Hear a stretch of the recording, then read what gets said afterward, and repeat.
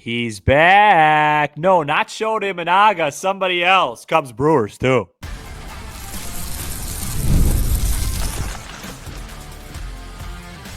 You are Locked On Cubs, your daily Chicago Cubs podcast. Part of the Locked On Podcast Network, your team every day. You are Locked On Cubs, part of the Locked On Podcast Network, your team every day. Alongside Sam Olber, I'm Matt Cozy. Sam and I are lifelong fans, taking our passion into a discussion with you on all things Cubs. Thank you so much to Sam for pirating this ship solo and being just a tremendous anchor over all the years, but especially the last week, as Bennett Matthew Cozy was born on last Tuesday night. Sam with a very thoughtful note last Wednesday. Just wanted to publicly thank him for that. My family really enjoyed that, especially my in-laws, and so appreciate you keeping everybody updated. And it's been awesome. It's an incredible feeling. My wife Kira and baby Bennett are doing really well. We had our first doctor appointment earlier today as we record here on a Monday evening. So, just very, very exciting, of emotional time, in our lives for sure. But very exciting, very happy, and I'm excited to be back. I am a little nervous. Sam helped me out earlier today via text, and I want to do this and teaching for as long as I can to support my family. And it really has been a tremendous journey to do this. So, really, really excited to be back. And the Cubs can't hit still since I've been gone, and I have some numbers on that. Later, we have an encouraging first update of All-Star Game voting. Really encouraging, actually, even across all of baseball, not just the National League. Possible trade targets for the Cubs. And we start with Cubs Brewers this week because, as we have noted here on the show, the Brewers have all but owned this division since 2018. But right now, they find themselves in second place in the division, trailing by 5.5 games to the Cubs, who have been in first place since April 4th. This is a pretty big series, I think, Sam, for the team, because they'll not face another team below 500 until after the All-Star break. And I think at this point, when you talk about looking in the rearview mirror a little bit and at least trying to maintain their lead, they really do have an opportunity here to extend it just a little bit because the Cardinals are fading quick. The Reds never mounted a threat. So really, it's what you've always said. It's Cubs Brewers. Yeah, well, first of all, I want to welcome you back and congratulate you, not in person, but the closest thing to in person on the show. Yes. It's great to have you back. Show doesn't buy the same frequency without Matthew Cozy. Look, first of all, since you were gone, I think the Cubs had 3 hits. Yeah, you had a legendary voice text. I believe it was Friday or Saturday. Yeah, but it's almost true. And they keep winning, and that's right, that's basically what was the theme while you were gone. Really, it was just are you encouraged because they're winning when they're not hitting and whatever. And I think this week and this series will go a long way towards answering that question. And yes, it's the Brewers. And I think you had to acknowledge the Cardinals once they won like 9 in a row. Yeah. But I never put them in the rear view, the Brewers in the rear view. I never kind of lost that. And why I think this series is so interesting, and I think you said it correctly. I think it's an opportunity. It really is. I think for the Brewers, from the Brewers' perspective, it's kind of really, really big because, if let's say you were to get swept as a Brewer fan in Chicago, now you're 8.5 out. Now it becomes kind of like maybe you're only focusing on the wild card. You know what I mean? But I think for the Cubs perspective, it's an opportunity. It's an opportunity to, like you said, extend that lead, feel comfortable, because I've never shifted my focus. My focus is still division title. I'm still at goal number 1. I haven't gotten to goal number 2 or goal number 3 yet. But winning this series, I think, could go a long way towards doing that. And I know you're probably about to get to it. The other reason I think this is such an important series is because you're going to face 2 dudes. Right. And the Cubs haven't had a lot of success lately against dudes that are really, kind of nasty. Right. Absolutely. They're going to face, a guy in Chad Patrick who's emerged this year, the first game. Okay, he's fine. Yeah, Ben Brown is going to start again. I don't really understand why, but yeah, me neither. And then Tyone, and is it Mizorowski? I think that's how you pronounce it. Yes, the hot prospect for the Brewers who did really well in his debut last week, and then the ace of aces. He's due for another All-Star game appearance, Freddie Peralta. Yep. On Thursday. Sam, you had a great premise on Monday's episode.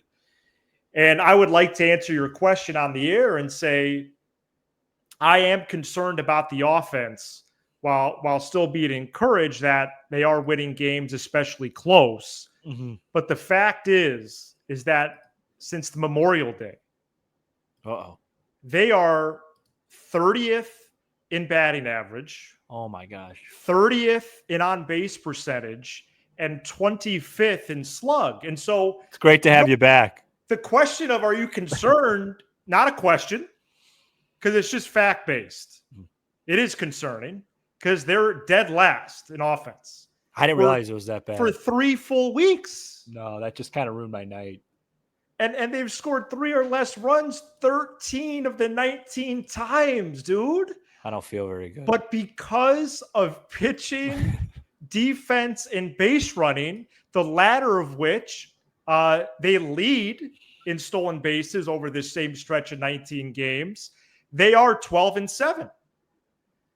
But is that sustainable? Just like the last 2 years where we have so many scars of them going into a hole, they haven't done that. It hasn't even been close. They're 5 games over 500. So that part is encouraging. But of course, I'm concerned. And against 2 pitchers with extremely high ceilings, one making his second start ever, one who's proven it for many years, I see a tough road this week to a series win. But to your point, if they want to keep making statements towards their specialness, really, they will win 2 out of 3 this week. Yeah. Mizorowski, his debut was electrifying, but it's a different ball game at Wrigley Field. It's start 2. I think you could see some command issues with him. And I think that's really where you really kind of want to get these first 2, because Peralta has just been, I mean, we never hit this guy. I think got shut out against them in the finale there already. We won 2 out of 3. So I really would like to win these first 2 ball games, especially Tuesday night. And it's not to say Colin Patrick's a bad pitcher. He's been pretty solid, but compared to the guys that they got going. But I think I got a hunch that Mizorowski, and let me tell you, Matt, you were a little busy during his debut. But yes, when I was watching it, he came out with an injury, I believe. Cramps, yeah, leg cramps. Okay. When I was watching it, I was really, I'll say it, I was in awe of his stuff. You were taken aback, perhaps. 101, but then he's throwing, his safe pitch is like a 96-mile-an-hour cutter that almost has slider movement. And then his off-speed stuff was really good. But I think he's going to be a little bit wild at the Friendly Confines Wednesday evening. That's just my hunch. I like that. All right. Well, big series, big showdown this week over on Clark and Addison. And big series. This is a big series. It really is. Yeah. And Jed Hoyer made no secret of priorities as the trade deadline gets closer. He went on a little bit of a media car wash last week, Sam. And we're going to get to that coming up next. This episode is brought to you by Supply House. Get the supplies you need from the site made for the skilled trades. Supply House, whether you're in plumbing, HVAC, or electrical work, Supply House is the reliable way to order products online. Their easy-to-use website is packed with helpful resources and the latest product info to help you get the job done right. Plus, with a complete inventory of over 200,000 parts from 400 top-plus brands, you'll find exactly what you need delivered fast from coast to coast. Need help with an order? Supply House offers expert support and industry-leading service, so you always talk to a real person. And for the trade pros looking for an extra edge, their free Trade Master program offers exclusive perks like a dedicated phone line, free shipping, and discounts on every order. Thousands of skilled pros already taking advantage. Now it's your turn. Join the Trade Master program today at supplyhouse.com/TM and start ordering plumbing, HVAC, and electrical supplies with just a few clicks of a button. Use promo code SH5 for 5% off your first order. Supplyhouse.com/TM. Promo code SH5 for 5% off your first order. That's over at supplyhouse.com. Jed Hoyer did a couple interviews last week and MLB Network and with John Heyman and Joel Sherman on their podcast. Eddie met with the assembled media in Philly and detailed the Cubs' clear need in the starting rotation, as well as likely adding in the bullpen and being open-minded about a bench addition on the position player side. Before I get into some candidates here, because there's 5 teams.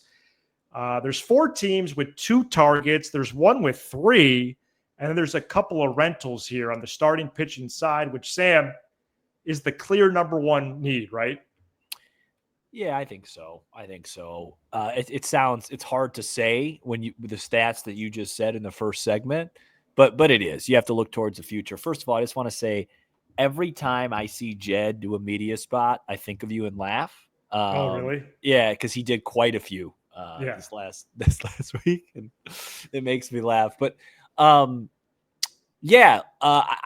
think there's a lot of options here for the Cubs. I mean, I really feel, and I have no idea what you have in front of you and what you're about to get to. So I'm curious if we're vibing on the same wavelength here.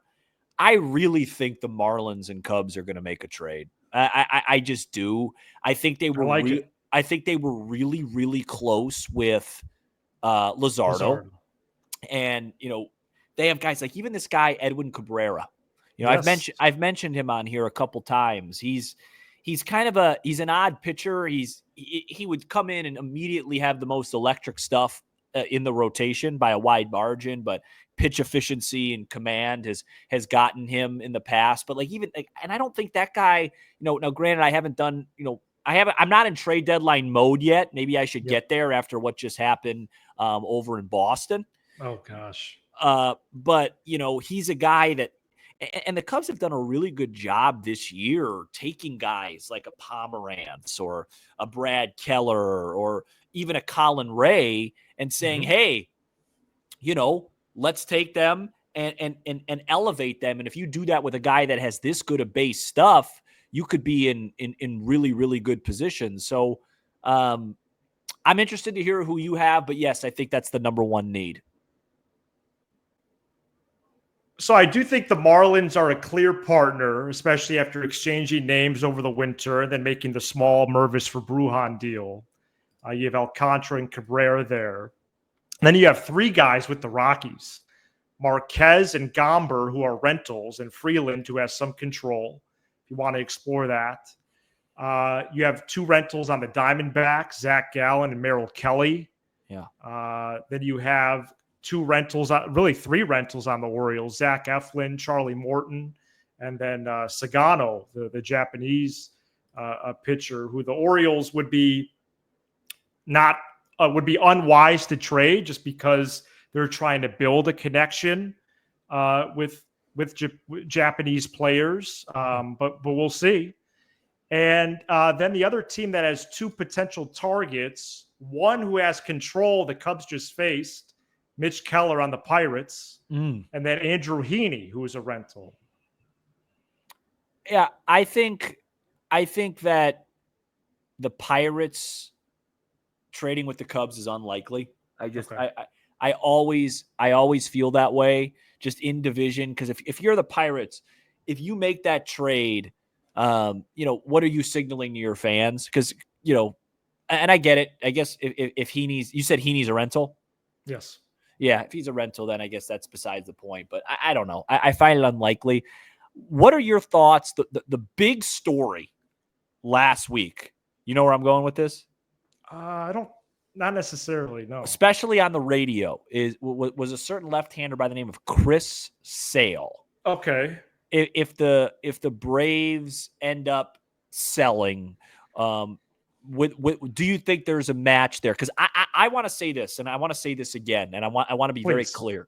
Oh, please be clear. We made 3 bold predictions before the year. One of mine, the Cubs are going to make a massive deal, I think. Like, I don't think it's going to be just a guy like we're talking about, some of these rentals. Maybe that's one. I think like a Kyle Freeland or something. Yeah, no, and I don't want him. Yeah.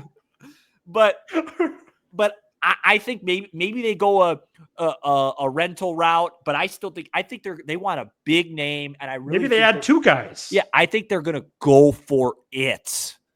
And so I think it's going to be a really big trade deadline. And I want to emphasize that again. Okay. Well, Mr. Your priority is to win the division. What does go for it mean? Well, I think go for it means ensure that you win the division and you feel like you got a really good chance to go far in October, because if you don't extend this right fielder,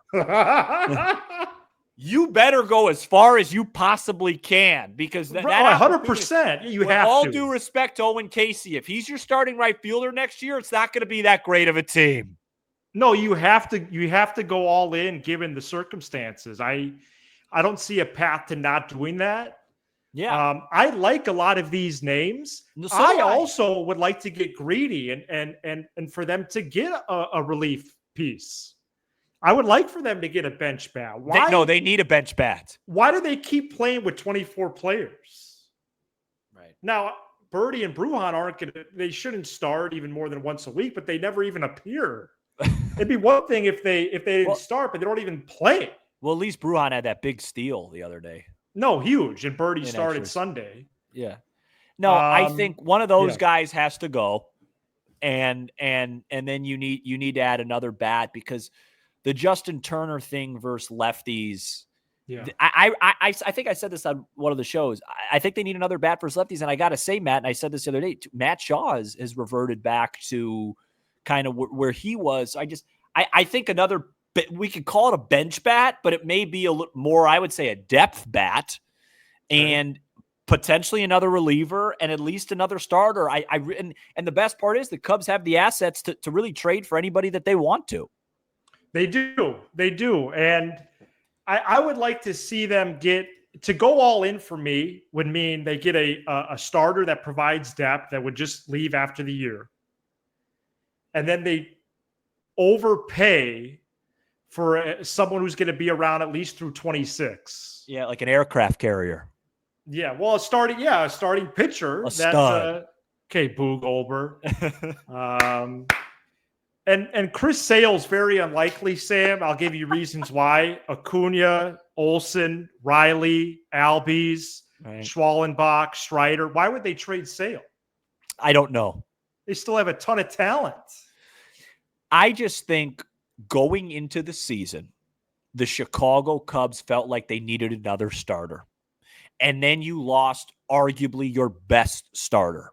So now I believe that you need at least one bare minimum to replace Steele for the second half. Right. And then if you really are going to go for it, maybe you go get another. Now, the big question is, and this is becoming a radio segment, but would you trade Cade Horton for a big time arm? Or has he done enough to prove that he could be that for you down the stretch? I mean, there's so many intriguing questions.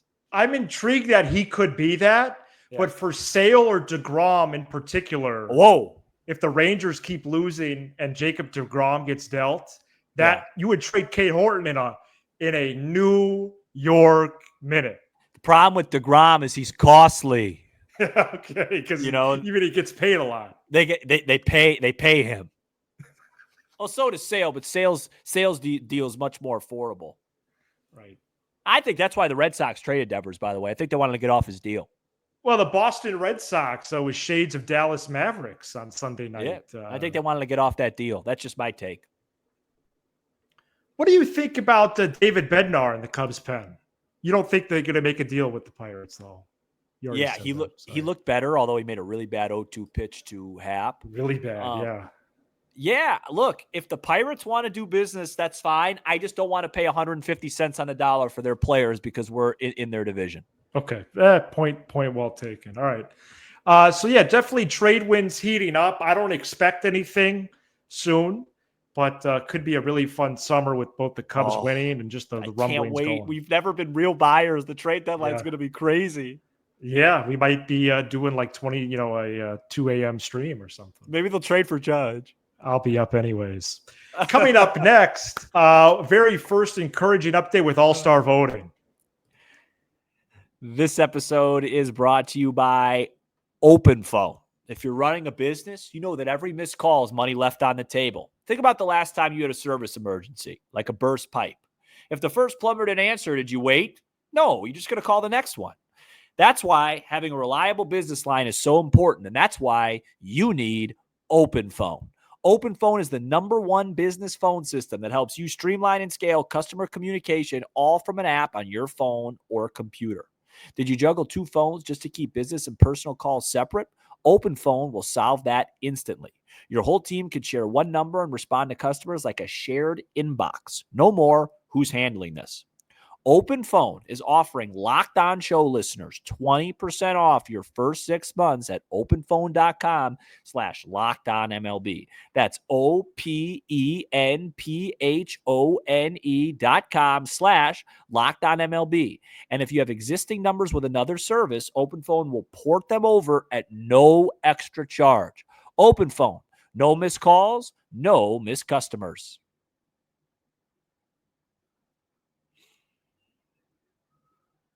Overall, an entire voting right now for the All-Star game behind Aaron Judge, Shohei Ohtani, and Freddie Freeman. The Cubs have a player that's top 4 in all vote getters. PCA and Kyle Tucker are the top 2 vote getters for NL outfielders. Other Cubs who appear in the top 5 right now, Kelly, Bush, Seiya, Horner, Shaw, and Swanson. Carson Kelly is second for catchers.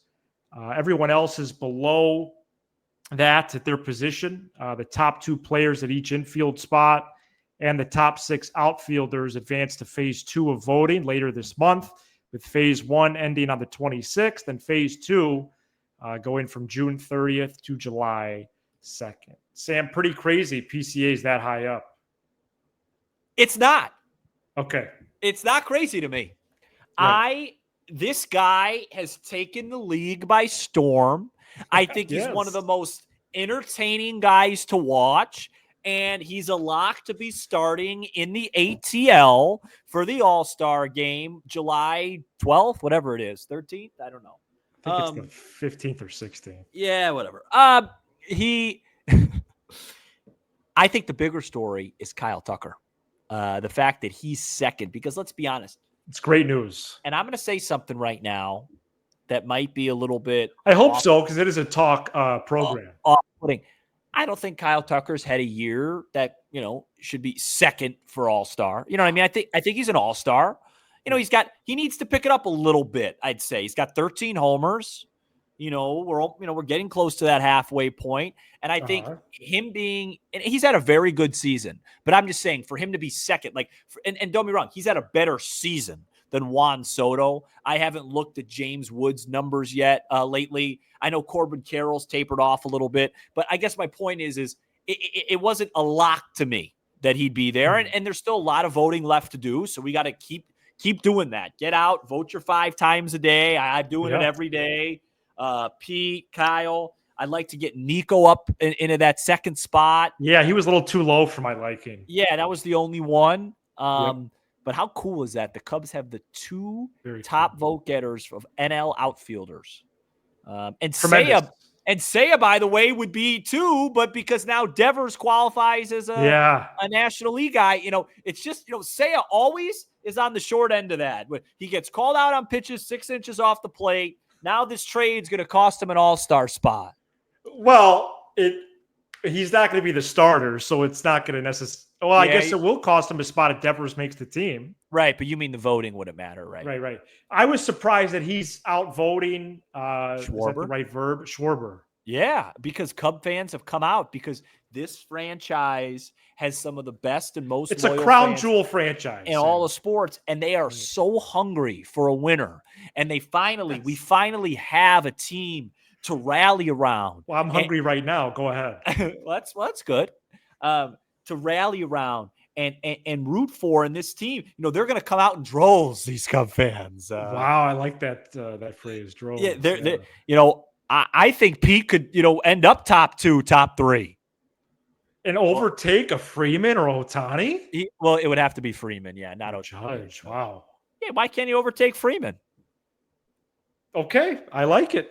I would just like to see PCA not hit 9th. If he could move him up a little bit more. Well, I don't trust Roberts. I know. We talked about that before my absence. Yeah. No, I think the Tucker thing being second is huge. And, I watched more marquee coverage than usual lately just because I'm watching the game and then they roll right into the post game. I'm still watching.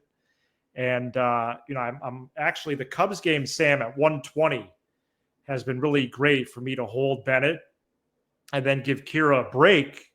And I watch almost the whole game because these games are so quick now with Bennett in my arms. And then the marquee post game comes on. Cole Wright and Cliff Floyd are on the field like every game now. Right. Well, Kyle Tucker he did and his family are always out on the field post game. I love that. Oh, I thought you were going to talk about soak it all in, get the whole experience. It's a good sign. You think he's not just going home? He's sticking around a bit after the game. Well, contrarian and somebody that's naturally pessimistic would say that he's soaking up every moment because he knows he won't be here next year. So I guess it depends on what avenue you listen to. I'm really happy to be back, and happy to have you back. The Cubs have chased the Brewers for years now. Everybody has in this division. Yep. It's time to just solidify the spot if you're the Cubs and continue to have everybody chase you. It's a big series. It is. And what's the weather report like? Because it's warm now. It's warm, a lot of rain. Especially Wednesday, right? Yeah, Wednesday and then Tuesday, it looks like rain a little bit later, so it could be a late night there. But I don't think it's going to affect gameplay. So. Oh, good. I think we're going to be all right, this is Locked On Cubs, part of the Locked On Podcast Network, your team every day. For your second listen, check out the all-new Locked On MLB Game Night. Every game, every night, all season long. Get local analysis on a national scale. Find MLB Game Night on the Locked On MLB channel on YouTube or wherever you listen to podcasts. We'll be back after Cubs Brewers. He's Sam Olber. I'm Matt Cozy. This is Locked On Cubs.